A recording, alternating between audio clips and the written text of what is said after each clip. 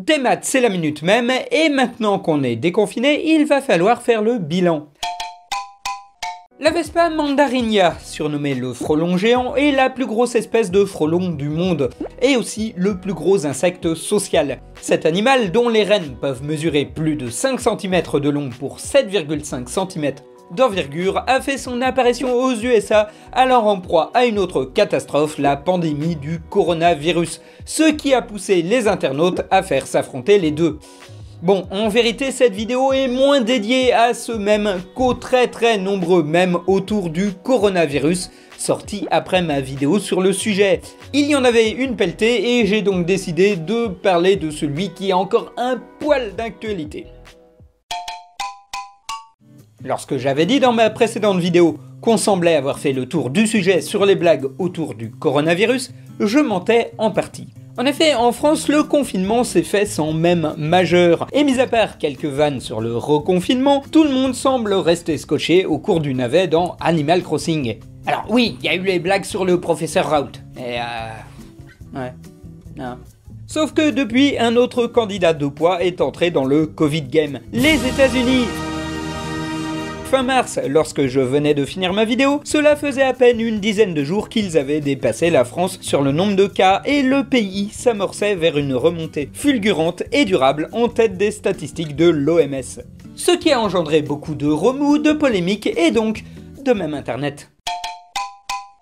Alors, par quoi je commence ? Partons un peu sur du positif, les créations qui ont pour but de montrer que l'on est tous unis face à la pandémie. Ainsi sont apparues ces derniers temps des photos de professionnels de la santé tenant des panneaux appelant aux gens à rester chez eux afin de les aider dans leur travail. Le 16 avril 2020, le redditeur Snow776 poste une version comique de celle-ci avec 9 femmes tenant des panneaux qui forment la phrase « Stay home so we can make COVID disappear like Karen Baskin's husband ». Ok, cette blague exige une petite explication. Au mois de mars 2020 est sorti sur Netflix une sorte de mini-documentaire nommé Tiger King, ou en français Au Royaume des Fauves. Centrée sur les zoos, elle raconte la rivalité entre deux possesseurs de parcs consacrés aux félins, avec d'un côté le bonimenteur Joe Exotic, plus proche du propriétaire de cirque que du gardien de parc, qui mise tout sur le spectaculaire, tient une émission de télé-réalité et semble maltraiter ses animaux. Et de l'autre côté, Carole Baskin, qui représente le côté hippie, nature et découverte de ce genre de parc. Au sein du sanctuaire Big Cat Rescue, elle s'occupe des félins maltraités dans les zoos ou les cirques.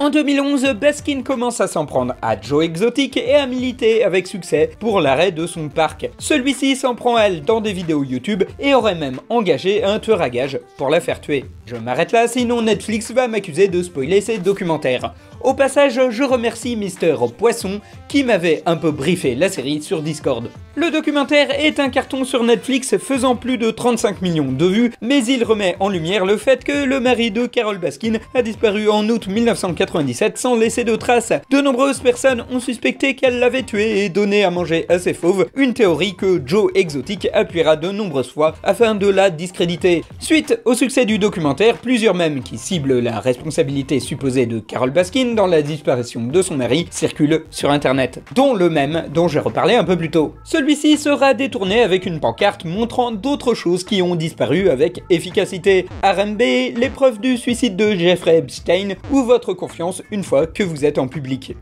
Après, ils sont sympas ces infirmiers, mais ça ne les épargne pas du ridicule. En témoigne ce dessin posté le 20 avril sur la page Telegram du département des transports de Moscou et montrant les super-héros les plus célèbres en train de saluer les médecins d'un hôpital. Et si les vrais super-héros, c'étaient les médecins qui avaient lutté contre la pandémie.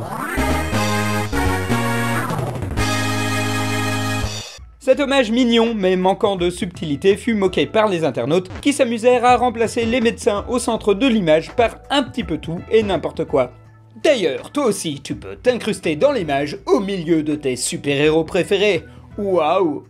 Et dans la série Super Cringe, le 3 avril 2020, Kenneth Copeland, un prêcheur du Minnesota, a invoqué le vent de Dieu afin de chasser le Covid-19, ce qui lui a valu un remix sonore et des parodies sur son visage crispé.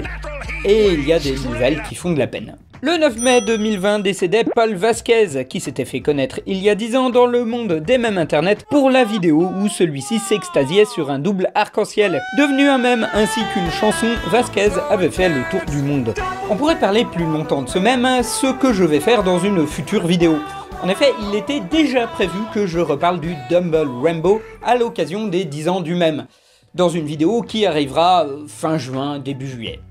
Pour le coup, ce qui fait flipper, c'est que Vasquez, alias Yosemite Bear, était connu pour vivre quasiment en ermite au milieu du parc de Yosemite. Celui-ci a quand même réussi à se faire contaminer malgré un contact réduit avec la population. A l'inverse, Internet a tendance à se moquer des contaminations des anti-Covid, notamment ceux qui sont malades parce qu'ils se sont rassemblés afin de lutter contre le confinement. Seulement, contrairement à ce que l'image populaire semble véhiculer, aux USA aussi, les gens sont globalement pour l'application des mesures de confinement et pour respecter une forme de distance sociale, les manifestants étant une forme de minorité bruyante. Notamment ce cliché de Joshua à Pickle montrant une manifestation anti-confinement depuis l'intérieur du State House Atrium. Les internautes se sont moqués des protestataires, les comparant à des zombies. On ne va pas se le cacher, les moqueries autour de ces manifestants viennent aussi de leur appartenance à la frange assez droite des États-Unis.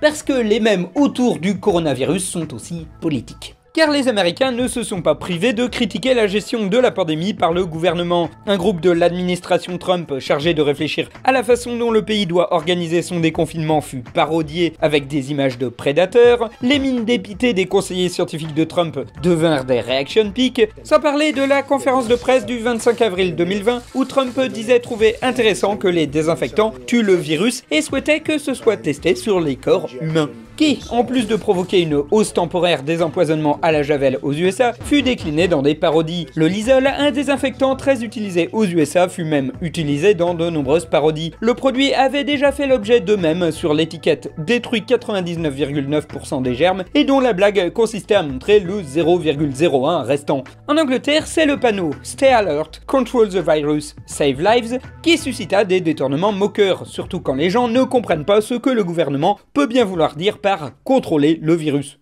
Allez, je me suis un peu perdu, revenons au sujet de base, les animaux et la nature.